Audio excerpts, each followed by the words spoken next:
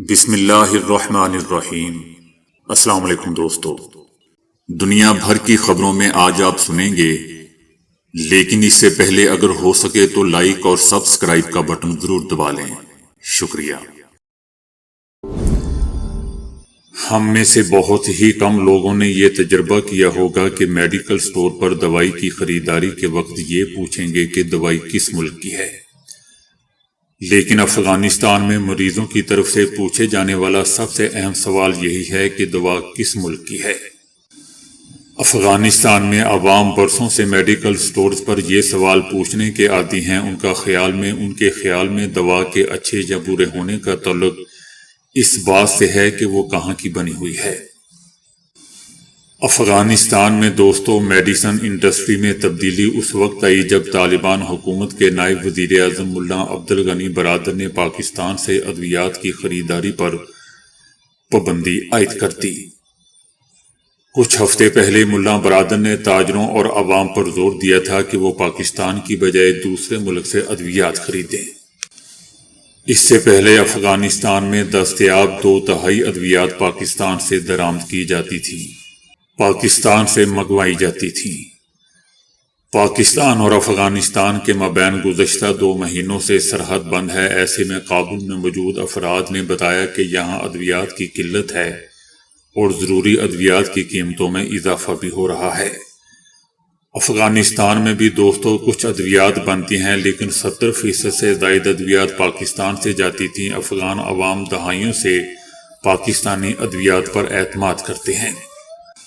افغانستان میں فارمیسی کمپنیوں کے گوداموں میں پاکستان کی بنی ہوئی ادویات کا سٹاک پہلے سے وافر مقدار میں موجود ہے، اس لیے ابھی تک تو کوئی مسئلہ نہیں ہو رہا۔ وہاں پر لوگوں اور میڈیکل سٹور والوں کا کہنا ہے کہ ہم پاکستان کی ادویات کو پہچانتے ہیں۔ کچھ لوگ دوستو ادویات کی قیمتوں میں اضافے کی شکایت بھی کر رہی ہیں۔ ایسا ہی ایک خالد نے بتایا کہ 3 ماہ قبل میں نے اپنی والدہ کی دوائی 900 افغانی یعنی 3850 پاکستانی روپے میں خریدی تھی، جو اب 1150 افغانی اور 4900 پاکستانی روپے میں ملتی ہے۔ سبھی افراد مہنگی دوائیوں سے پریشان ہیں۔ اس کے علاوہ کرنسی کے اتار چڑھاؤ اور دیگر تجارتی مسائل کی وجہ سے ادویات کی قیمتیں پہلے ہی بڑھی ہوئی ہیں۔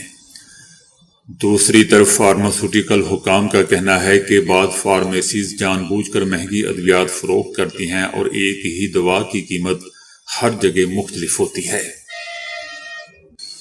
طالبان حکومت کے وزیر صحت مولوی نور جلال نے میڈیکل سٹورز کو خبردار کر دیا ہے کہ وہ ادویات کی قیمتیں نہ بڑھائیں۔ میڈیکل سٹورز کا کہنا ہے کہ پاکستان کی ادویات پر پابندی کے باوجود بھی ملک میں دوا کی قلت نہیں ہے۔ میڈیکل سٹورز کا دوستو یہ بھی بتانا ہے کہ طالبان کے اہلکاروں نے قیمتوں کو کنٹرول کرنے کے لیے شہر میں سٹورز پر چھاپے مارے ہیں، مہنگی دوائیں بیچنے پر دکانیں بند بھی کی ہیں۔ افغانستان میں طالبان حکومت کے عہدیداروں کا کہنا ہے کہ اب سے پاکستانی ادویات پر پابندی کے بعد سے مارکیٹ میں چائنا، انڈیا، بنگلہ دیش، ایران اور افغانستان میں بننے والی ادویات موجود ہیں۔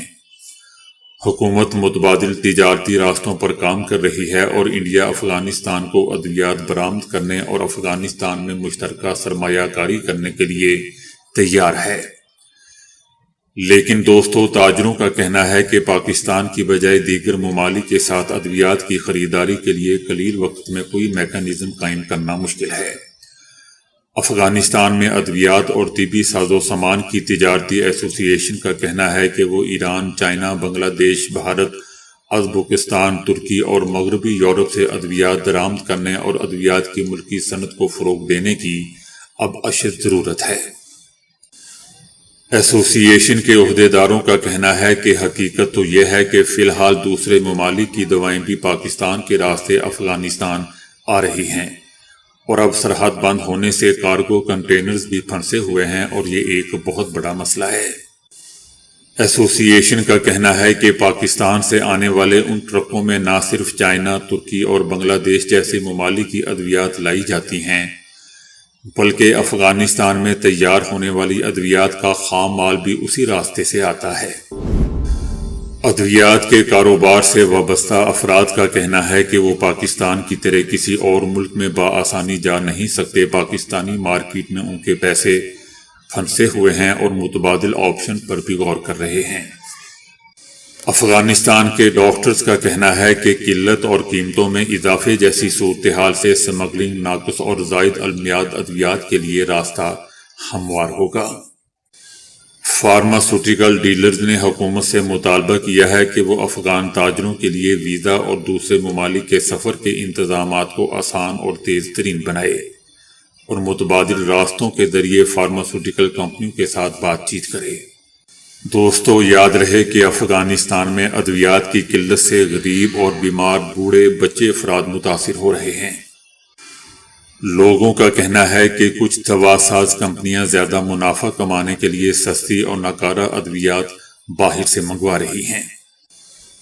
میڈیکل سٹورز کا کہنا ہے کہ ان کے پاس افغان ادویات سمیت دیگر ممالک کی اعلیٰ کوالٹی کی ادویات تو موجود ہیں، لیکن اعلیٰ کوالٹی کی وجہ سے اس کی قیمت زیادہ ہے اور لوگ انہیں خریدنے کی استطاعت نہیں رکھتے۔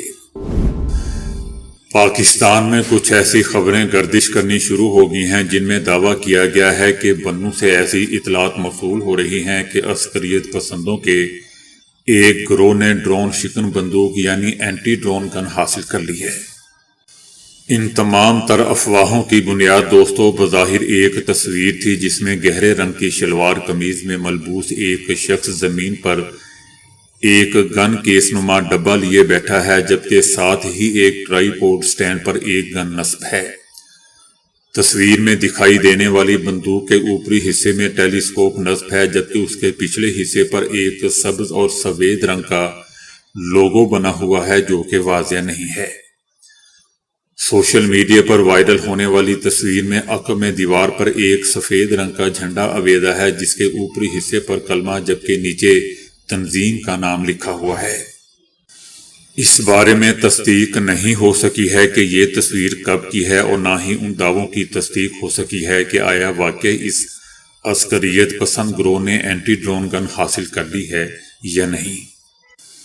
تاہم اس تصویر کے وائرل ہونے کے بعد سوشل میڈیا پر صارفین میں ایک نئی بحث چھڑ گئی ہے اور کچھ صارفین سوالات اٹھاتے ہوئے نظر آ رہے ہیں کہ یہ جدید ہتھیار کیسے عسکریت پسندوں کے ہاتھ لگے ہیں، جبکہ کئی افراد دعویٰ کرتے ہوئے نظر آتے ہیں کہ یہ وہی ہتھیار ہیں جو خیبر پختونخوا حکومت کو دیے گئے تھے۔ صارفین کی طرف سے دوستو یہ دعویٰ بھی سامنے آ رہا ہے کہ خیبر پختونخوا کی حکومت کی جانب سے پولیس کو دیے گئے ڈرون جیمر تخریب کاروں کے پاس پہنچ چکے ہیں۔ ایک پوسٹ میں ایک تصویر کو بھی شیئر کیا گیا ہے جس میں ایک طرف مبینہ عسکریت پسند گروہ کی تصویر تھی جس میں اینٹی ڈرون گن دکھائی دے رہی ہے، جبکہ دوسری جانب لگائی گئی تصویر میں وزیر اعلیٰ خیبر پختونخوا سہیل آفریدی بظاہر ایسی ہی ڈیزائن کی ایک اینٹی ڈرون گن صوبے کے اعلیٰ پولیس اہلکاروں کے حوالے کرتے ہوئے دکھائی دے رہے ہیں۔ اس پوسٹ میں دعویٰ کیا گیا ہے کہ تصویر میں وزیر اعلیٰ کی جانب سے پولیس کو جو گن دی جا رہی ہے وہ صفرا ڈرون جیمر ہے، جو چند روز پہلے ہی خیبر پختونخوا پولیس کے حوالے کیا گیا ہے، جبکہ ویسی ہی بندوق عسکریت پسندوں کی جانب سے شیئر کی جانے والی تصویر میں بھی نظر آ رہی تھی۔ کئی صارفین تصویر میں گن کے پچھلے حصے پر نظر آنے والے لوگوں کے بارے میں دعویٰ کرتے نظر آ رہے ہیں کہ جو جیمرز خیبر پختونخوا حکومت کو دیے گئے ان پر بھی ہو بہو ایسا ہی لوگو بنا ہوا تھا۔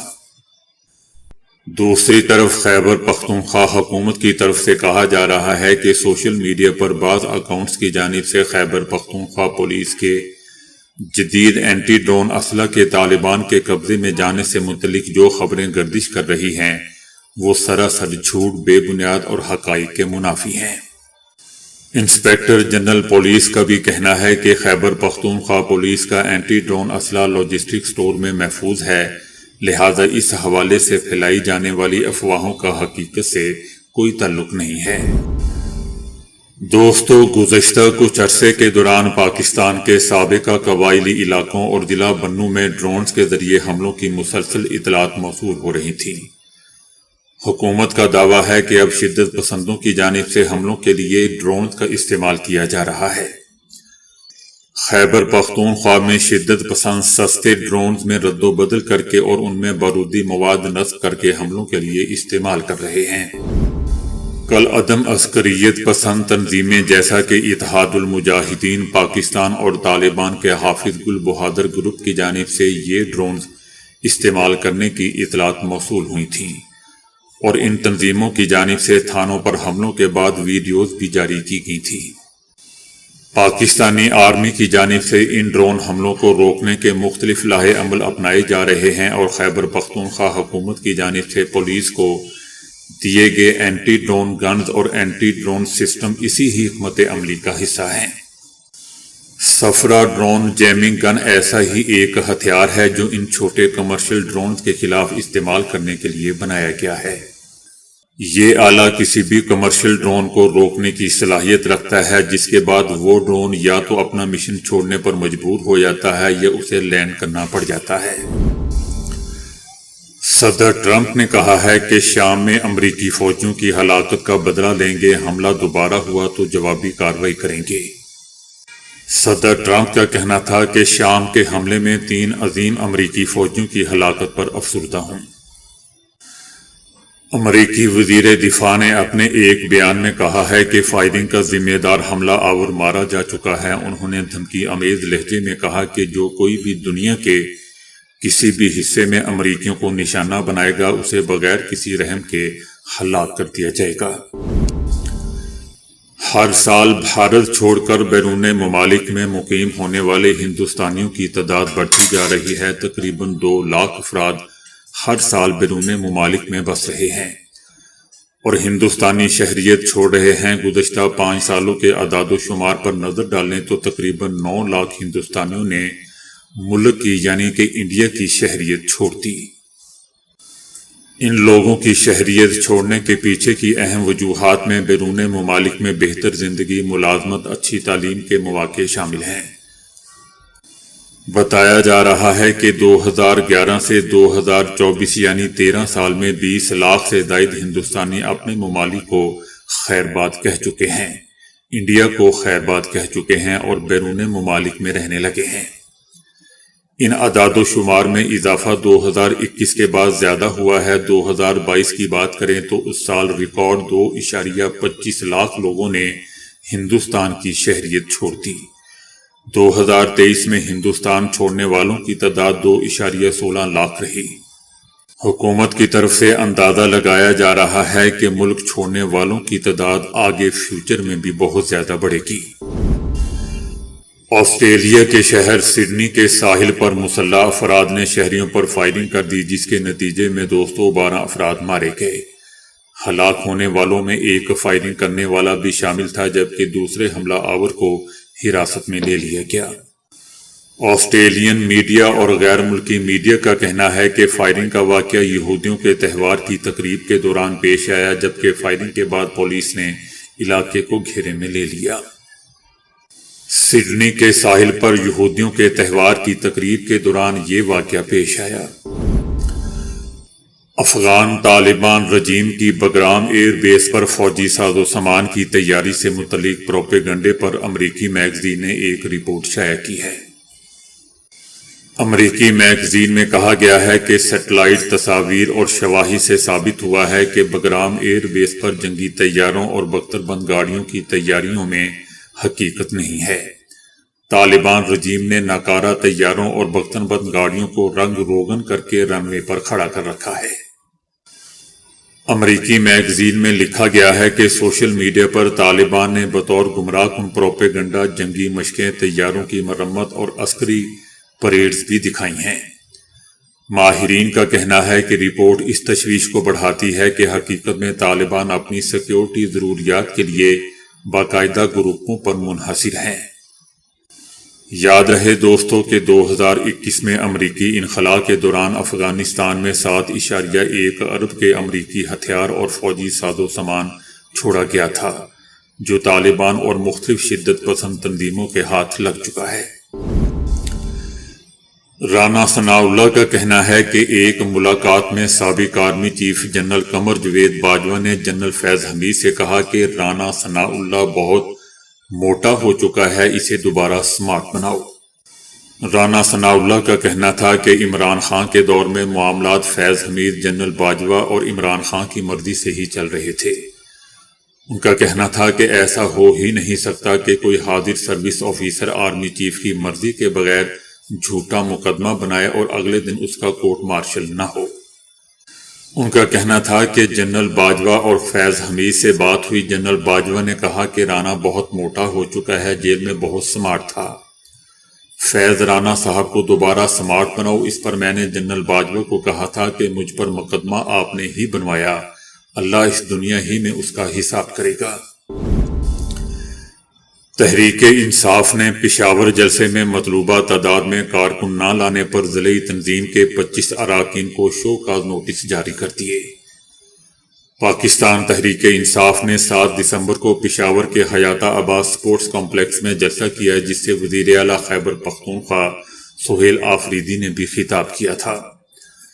پارٹی کی جانب سے 7 دسمبر کے جلسے میں مطلوبہ تعداد میں کارکن نہ لانے پر ضلعی تنظیم کے 25 اراکین کو شو کاز نوٹس جاری کیے گئے ہیں۔ پارٹی کے شو کاز نوٹس میں کہا گیا ہے کہ ضلعی تنظیم کے عہدیداروں نے پارٹی احکامات پر عمل درآمد نہیں کیا اور متعلقہ پی ٹی آئی عہدیدار کارکنوں کو جلسہ گاہ پہنچانے میں ناکام رہے۔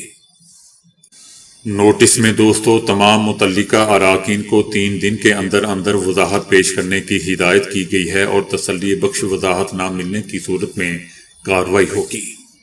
تو دوستو ابھی کے لیے اتنا ہی۔ ویڈیو کو لائک اور شیئر کرنے کا بہت بہت شکریہ۔